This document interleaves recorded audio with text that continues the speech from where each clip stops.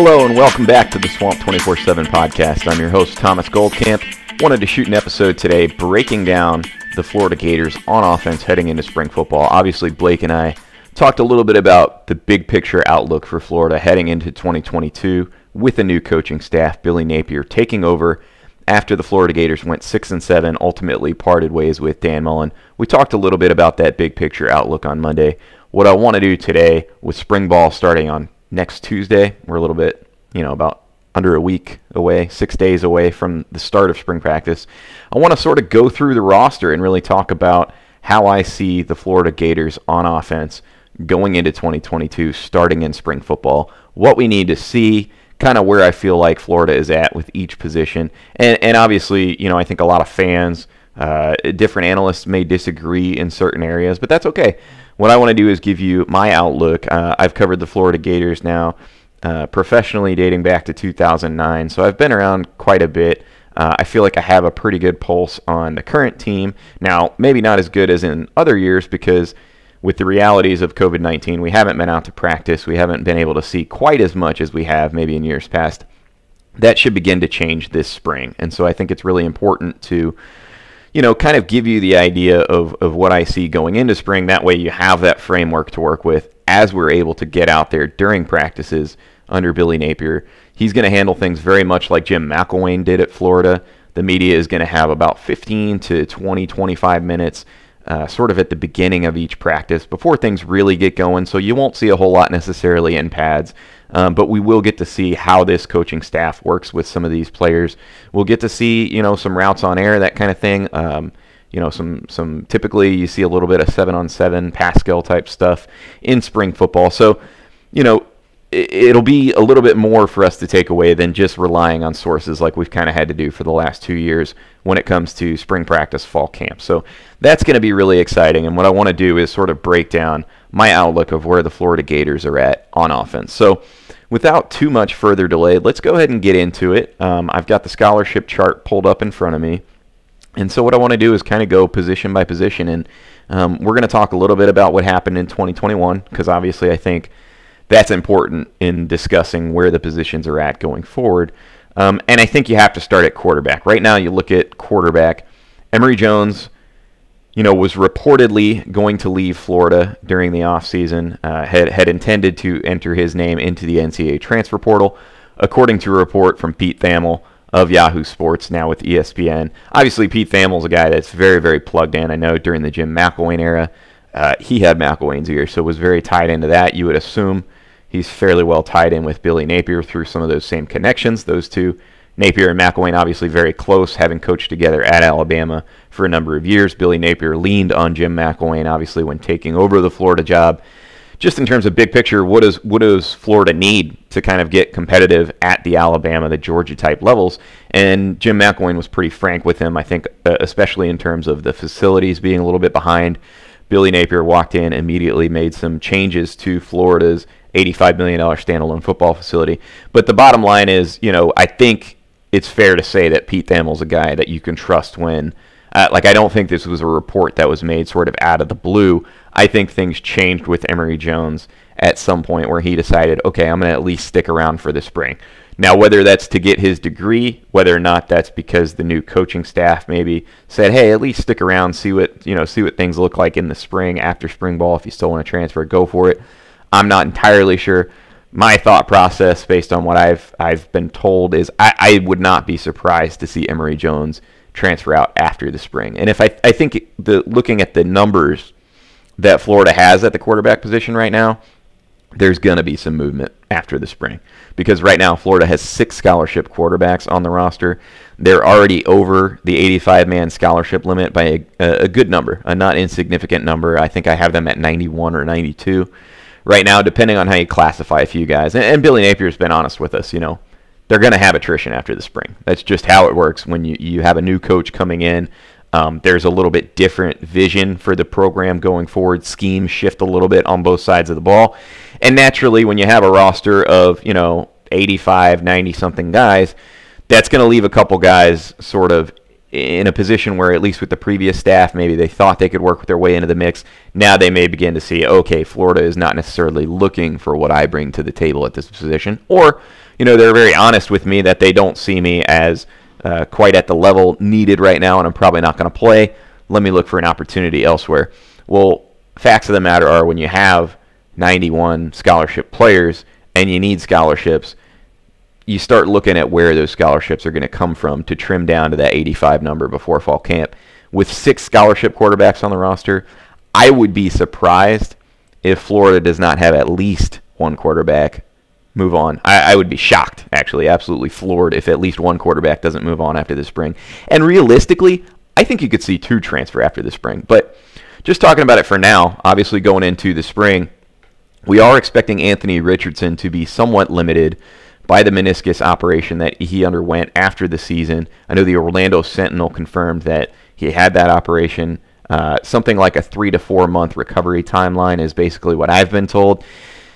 I know that my colleague Bob Redmond on Swamp247 has indicated that, from some sources he has within the team, that Anthony Richardson may be able to kind of ramp up his workload midway through spring. But at least for the beginning of spring practice, Anthony Richardson is going to be a little bit limited.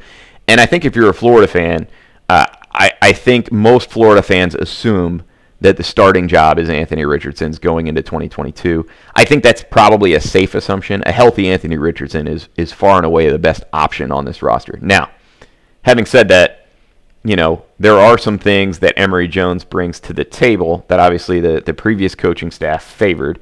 I think for me, the discussion really boils down to, is he a guy that you can win championships with? I think there's too many problems with the decision-making, the processing speed in terms of getting the ball out once you're going through a read, to me, is a little bit slow. In my time covering Florida quarterbacks, I go back to Jeff Driscoll a lot for that particular type of issue, because whether or not it was the sort of mindset that was drilled into him by Florida's coaching staff when Will Muschamp was in charge with Jeff Driscoll, in terms of, hey, don't turn the ball over, and if you do that, we've got an excellent defense and a good run game that we can lean on to win games. Whatever the case, it seemed to slow down Jeff Driscoll's processing speed. And it was one of those things where if you sat with him in the team meeting rooms, if you sat with him in a film room as they're going through film, he can point out to you all the things that are happening on the field. He can tell you exactly what he was thinking pre-snap, what he was looking at, how he expected the play to develop.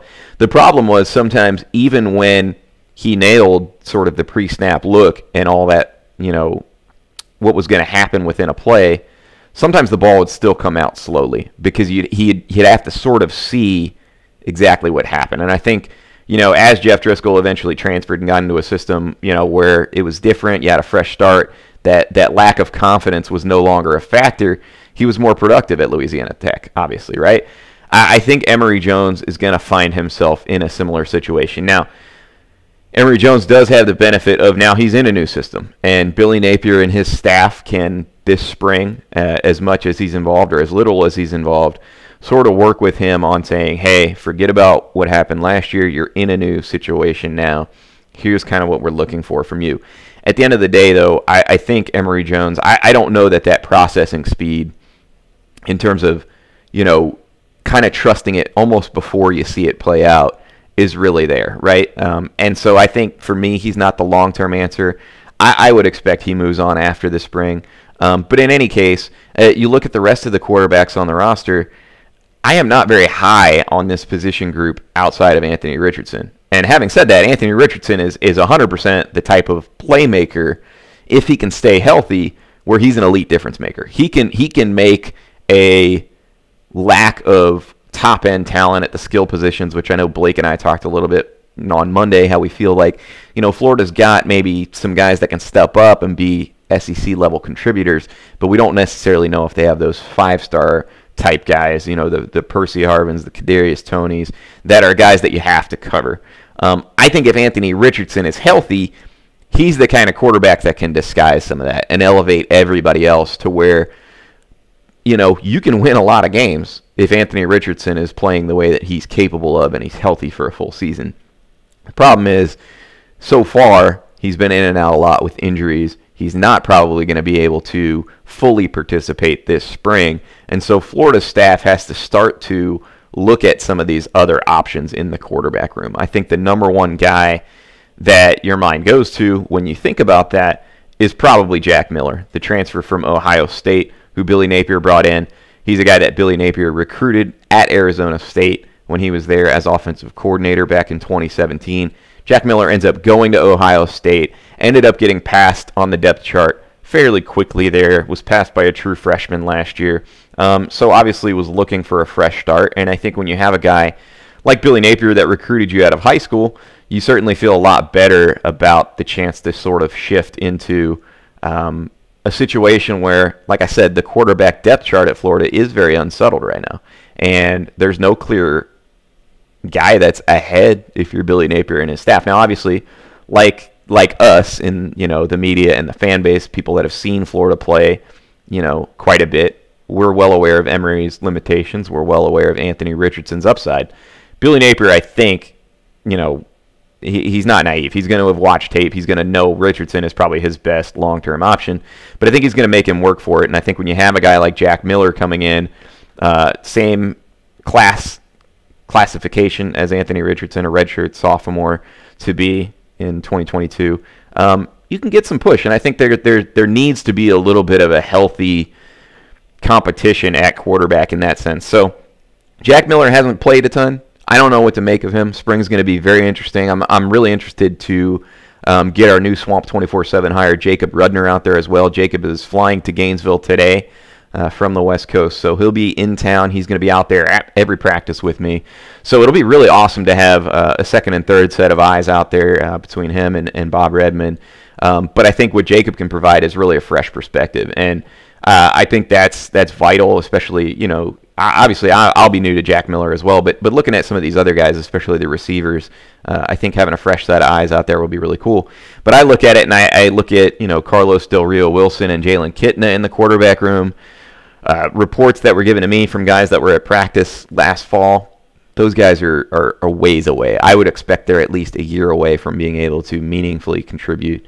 And unfortunately for them, any progress that they made kind of picking up Dan Mullen's system, at least scheme-wise, kind of goes out the window now to a certain degree. Now, there's some commonalities, obviously, in a lot of offenses, but they're maybe not as ahead as they would be going into a new system. But I think you look at it, 6 quarterbacks on the roster for year one is unsustainable. That's not a healthy allocation of scholarships. And I think that you don't bring in a Jack Miller, you don't bring in 2022 signee Max Brown unless you have an understanding that you're probably going to have some processing happen at that position after the spring.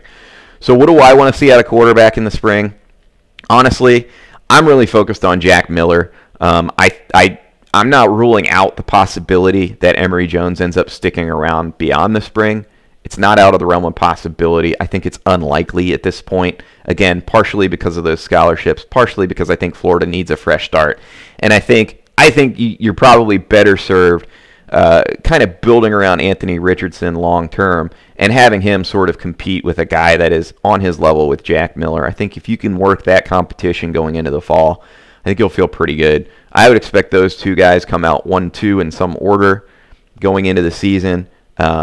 I wouldn't be shocked if Carlos Del Rio Wilson or Jalen Kitna transferred, knowing Max Brown's coming in, knowing that quite frankly this quarterback room is just a little bit crowded right now. Typically, you're going to have 3 guys during the season that are getting reps. Anybody beyond that is going to be on the scout team. And so if you're in a situation where you have 5 scholarship quarterbacks on the roster going into the fall, 2 of those guys are on scout team. If you're a second-year player like Del Rio Wilson or Jalen Kitna, and you find yourself in that position, maybe the new coaching staff isn't quite as high on you as the staff that recruited you, you may look for options elsewhere. But I think, for me, the bottom line at the quarterback position going into spring football, gotta develop somebody outside of Anthony Richardson. Hopefully Anthony Richardson can partake some, but I'm not all that high on this quarterback position group. I think Anthony Richardson has the chance to be an all-SEC type player if he's healthy. The problem for me in the quarterback room is if Anthony Richardson is not healthy or he gets hurt during 2022, I don't feel great about what's left at that position. So spring is all about development for Jack Miller. Maybe you can bring Carlos Del Rio Wilson up to speed, or a Jalen Kitna. Try to find a guy that you're comfortable with if Anthony Richardson gets hurt at some point, and you bring in either Miller or Del Rio Wilson or Kitna, and they struggle. You need to have another guy, a third guy ready. So I think spring is all about developing sort of, the 1A or 1B to Anthony Richardson and then a capable backup after that, so that you feel like going into fall camp you have a pretty clear pecking order of 3 guys. That's where I'm at quarterback. Probably have talked a lot longer about that than I needed to. So let's shift over to running back. I don't want to keep you guys too long today. Running back, Blake and I talked about it. I think Montrell Johnson, the transfer from Louisiana, is a great addition, if for no other reason than he's familiar with Billy Napier's system already. And that's a big deal going into spring football, having him on campus for the spring, because you need a guy that can sort of be an additional conduit to the guys that are learning the system along with the coaches, right? You're going to have Jabbar Jalouk in there teaching these guys, but when you have a Montrell Johnson that, say Jabbar Jalouk says, hey, this is what I want from this drill, when you have a guy that you can throw in there for the first rep like Montrell Johnson and he can do it the way that Jabbar wants, the other guys to do it, it's the learning becomes a lot quicker for the other guys. So overall, Florida loses Dameon Pierce. They lose Malik Davis. That's a lot to lose at the position in terms of production. Naquan Wright coming off that obviously pretty significant foot injury against Florida State. Like quarterback, he is expected to be limited going into the spring. I'm not sure the entire workload he'll get, how much he'll do, really, if anything, in terms of carrying the ball when the pads go on. So I think he's a quality option, has shown he can play at the SEC level. Montrell Johnson, it'll be a step up from the Sun Belt Conference. But if healthy, those 2 guys, I think you can, count on being at least serviceable guys. The question for Florida goes back to what Blake and I were talking about. Can you have difference makers emerge at running back? And I think when you talk about running back, all eyes immediately go to Demarcus Bowman for me. Because Demarcus Bowman is a guy that was really, really showing out in spring football last year until he got hurt, had a knee injury, kind of limited it. I believe it was spring football. Now I'm thinking about it. It may have been fall camp, but I forget. Don't quote me on that. He had an injury either during spring or fall when he was really starting to make a push within the first week or 2. Had the minor knee injury, had to sit out for a bit, and that kind of put him behind the 8 ball. He's a guy that I think can catch passes out of the backfield, which, again, when you talk about a receiver core that maybe doesn't have a ton of proven go-to guys right now, you can sort of carve out a role being a pass catcher, guy that you can flex out to the slot. But he, to me, is the guy that Florida really needs to step up as a sort of home run threat, right? Montrell Johnson, very, very capable running back at Louisiana at Louisiana, but seems to be more of a between the tackles type. I don't know that he has elite breakaway speed. Demarcus Bowman does. And so I think for spring, focusing on Demarcus Bowman's development is going to be a big deal. Obviously, Florida will bring in Etienne in the summer, and I would expect that he'll be given the chance to contribute right away as well. But elsewhere in that Florida running back room, at least for the spring, Lorenzo Lingard is the other guy, another former 5-star prospect. He had some knee injuries at Miami. Really has not been able to make a difference so far. He's been at Florida for 2 years now. I know talking to Brett Dioguardi, who is on the Swamp247 staff, does some work for us and has chimed in with his thoughts at times. Brett, talking to current players on the team, old teammates of his, Lorenzo Lingard is one of the fastest and most physical guys on the roster. He's a guy that everybody raves about in the weight room. So, maybe he has the chance to be sort of that all-around back that balances, the between the tackles running of Montrell Johnson and Naquan Wright, but also provides some of that breakaway speed like Demarcus Bowman. My hesitation with Lingard is he's been on campus at Florida for 2 years now, and I know that Florida's been very deep in the backfield, and that's what makes it tough to sort of get a pulse on exactly where Bowman and Lingard are, right? There haven't been a whole lot of opportunities. There hasn't been necessarily a whole lot of need for Florida to get those guys involved when you have Dameon Pierce and Malik Davis and Naquan Wright all contributing at a reasonably high level. But he's been around a little bit longer, and I feel like for guys that, when you're talking about breakaway threats, when you're talking about big play impact type players, typically if you're that guy, you're making those plays in practice and you force your way onto the field. So we can debate whether or not Lingard hasn't made an impact because of Florida's previous staff's reliance on veterans, guys that they trusted, whatever. I'm not quite as high on Lorenzo Lingard as Demarcus Bowman, personally. That's where I'm at. I think this running back group relies in 2022 a lot on the breakout potential of Bowman and Lingard. I think you're going to be at a place where between Wright and Montrell Johnson, you're going to get at least serviceable play. And if the O-line can block well, I think that can work for you. But if you're talking about elite breakaway threats, my eyes are on Demarcus Bowman this spring. He needs to be a guy that steps forward going into his third season here. He's got to be a big-time playmaker. So I've gone a little bit long. What I want to do is take a quick break, and we'll come back talking on the other side about receiver, tight end, and the offensive line, because I think those are three positions that have a lot of question marks as well. And right on the other side of this break, we'll talk about that, and then I'll wrap up this episode of the podcast with my big picture outlook on the offense as a whole, right after this commercial break. Welcome back to the Swamp247 Podcast. I'm Thomas Goldcamp, your host. We are talking about the Florida offense heading into spring football, and today I'm kind of giving you a position-by-position rundown of the offense. We'll be back on Friday talking about the defense, but for today, let's go ahead and dive into the receiver position. This is a position that I've sort of gone back and forth on a little bit. I've kind of looked at running back and receiver going into spring football a little bit similarly, in that at both positions you sort of have a guy that you can count on at the SEC level. At running back, that being Naquan Wright. He's going to produce at the SEC level. The question mark is he capable of becoming an all-SEC type player? I think the same is true of Justin Shorter at receiver. Justin Shorter is a guy that got caught behind Van Jefferson and Freddie Swain and that whole class 2 years ago. And then last year sort of played second fiddle to Jacob Copeland, but emerged clearly as a guy that was an SEC-level contributor. And I think from a leadership standpoint is absolutely the leader in that locker room at the receiver position. I think given his size, he's going to be a guy that should be, kind of the go-to guy for Florida next year. The question mark for me is the way Dan Mullen has recruited at receiver over the last couple of years. Florida has a lot of bigger-bodied receiver types. When you look at Justin Shorter, you look at Jamarcus Weston, Trent Whittemore, Jaquavian Frazier, Xavier Henderson, Dejon Reynolds, Marcus Burke. You've got a lot of guys in that 6'3", 6'4", even taller mold, right? What you don't have is slot receivers. You don't have almost any of those small, shifty guys. I think Jordan Pouncey is the shortest receiver on the roster at 6'1". So you don't have a lot of guys that are great in short area, that short area quickness, able to sort of break guys down with their footwork in a phone booth, and then sort of get loose underneath. Trent Whittemore is the guy that I would expect to be that starting slot receiver because he is a very crafty route runner. And I think if you go back and watch a lot of the film from last year, you watch a lot of the game tape, Trent Whittemore is a guy that is open on those all-22s quite a bit.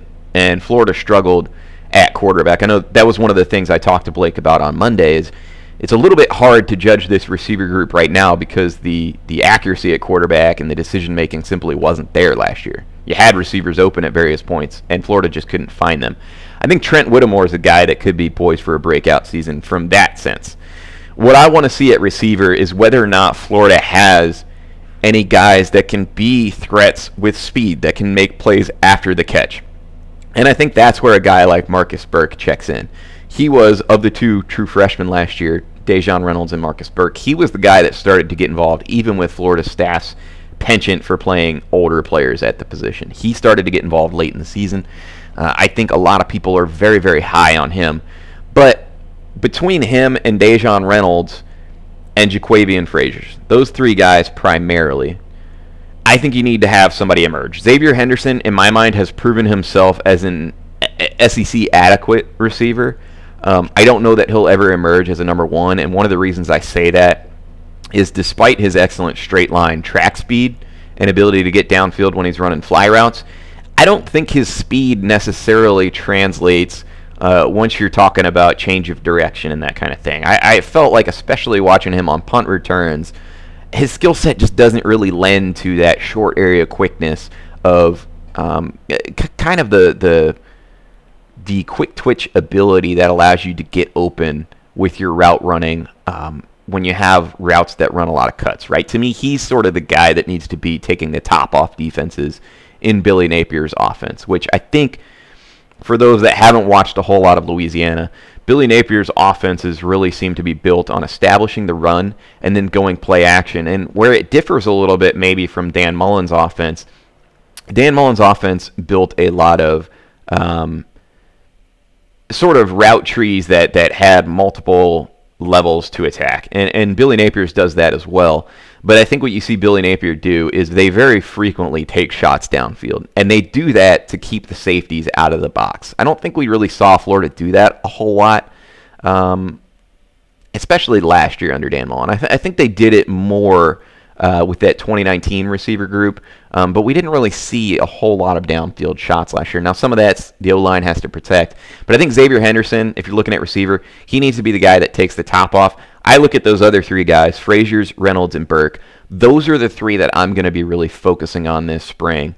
I think at least one of those guys breaks out and becomes a starter. And then I think one of those guys will have the potential by year's end to emerge as the team's leading receiver. And I think that needs to happen. Elsewhere at the position, I'm not super high on Jamarcus Weston. Just haven't seen a whole lot out of him. So I go back to, like I said, at running back, you have, I think, one or two guys that are SEC capable guys, right? They can produce what you would consider sort of that, replacement level production.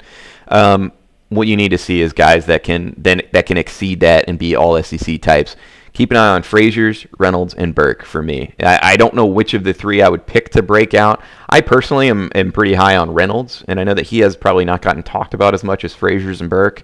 I'd keep an eye on Dejon Reynolds in the spring. I think for Florida, going into the season too, I think this is going to be a position where there's a lot of rotation. You're going to see 5 to 6 guys that the staff identifies, and then early in the season, the first maybe 3 weeks or so, you're going to see them really hone in on who that starting group of 3 needs to be, who the guys that are on the field.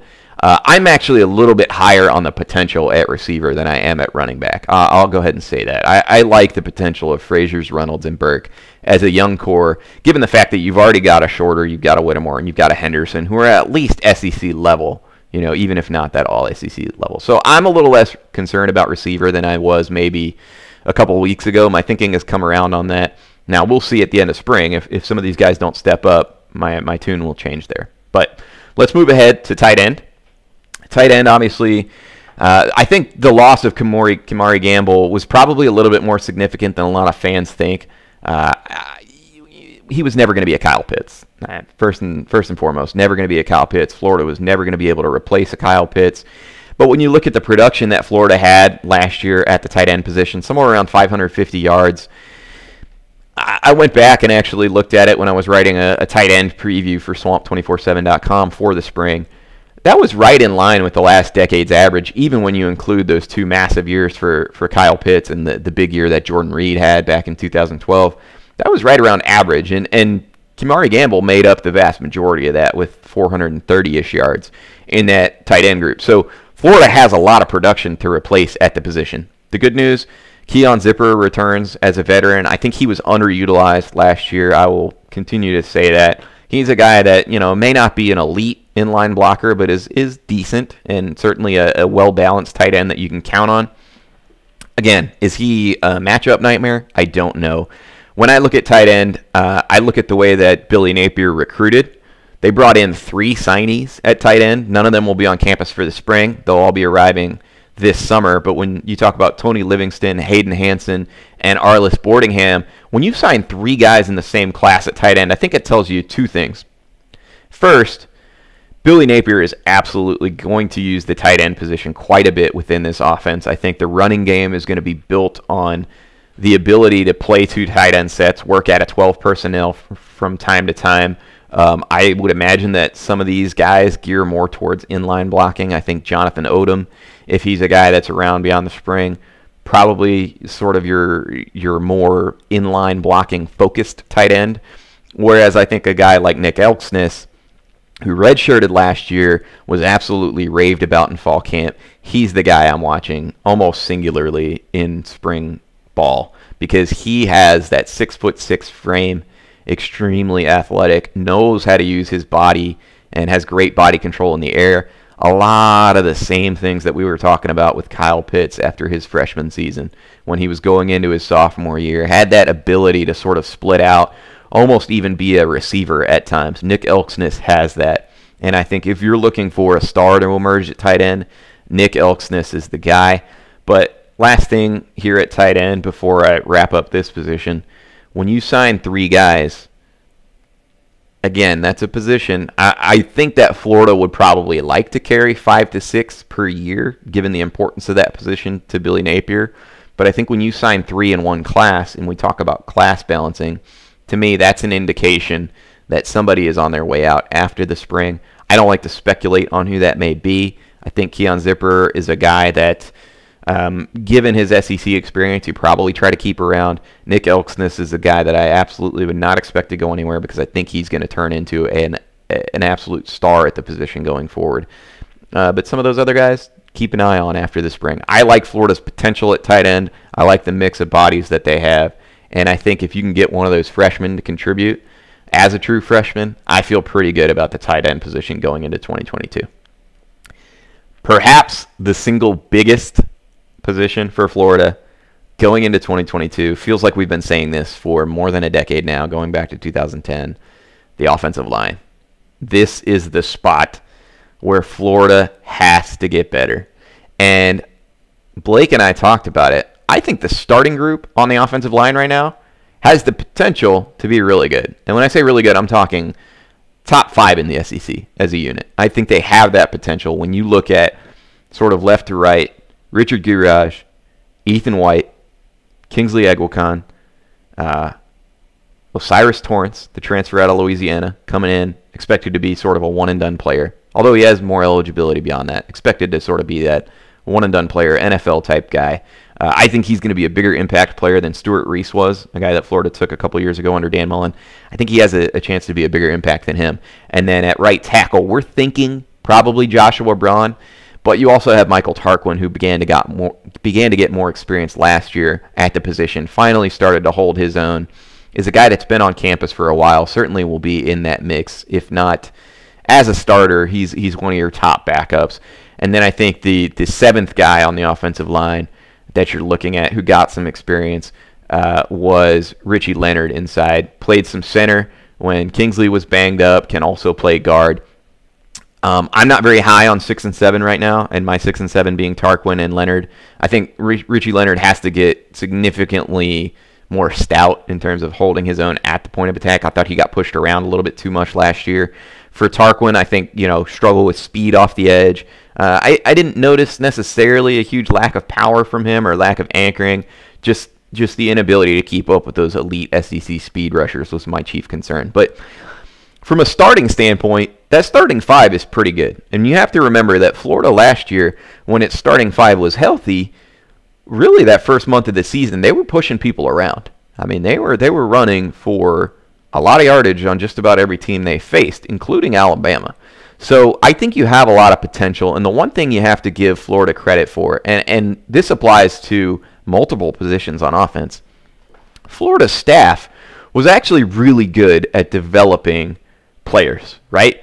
We can hate on Dan Mullen's staff all we want, particularly the offensive staff, for their lack of recruiting. When we talk about the lack of elite guys at running back and receiver, it's the inability to land those top 100 prospects, those 5-star types, that really hurt. And that's what Florida's missing right now.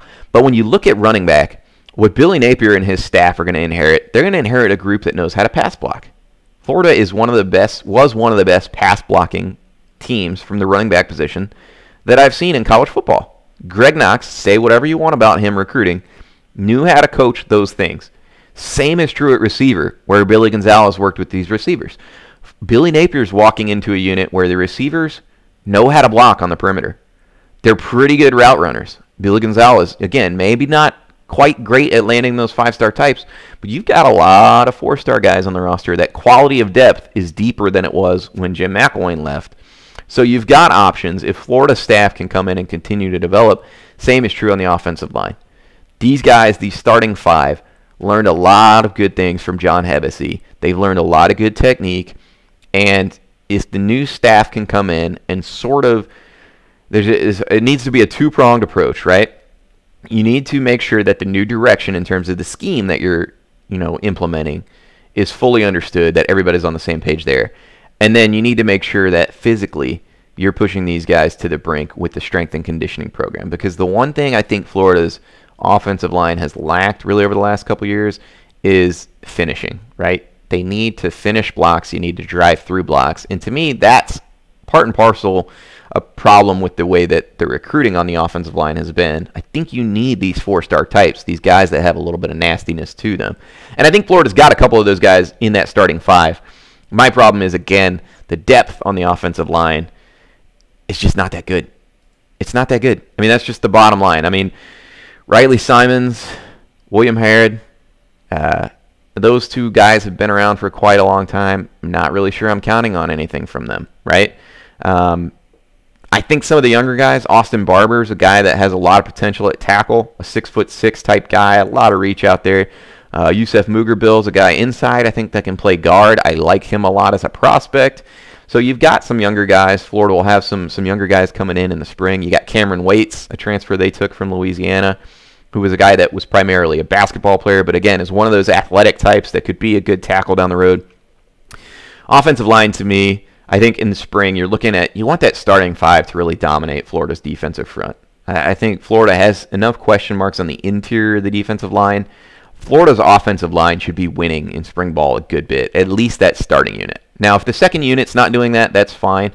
You need some development there. But Florida brought in two O-line coaches for a reason. I think Rob Sale is an excellent developer of talent. I don't know as much about Darnell Stapleton, but I would imagine as a guy that played in the NFL for quite a bit, a guy that has a Super Bowl ring, he's probably going to be able to get guys' attention. And I think the ability of Billy Napier's staff to develop and sort of process. Like, again, I go back to scholarships. There's going to be some processing after the spring. What I want to see is second-year types start to put themselves into a position where they're being counted on in the rotation on the offensive line. I think the fact that Florida didn't have more second-year types, going back to like when Michael Tarquin was in his second year, when Kingsley, I think, contributed a little bit more in his second year, but some of these other guys like Harrod, Simons, the fact that they didn't have more guys contributing in their second year who had sort of the bigger upside, to me, is a little bit of the problem. I want to see in spring ball Florida start to develop to be about 8 deep, 9 deep, 10 deep.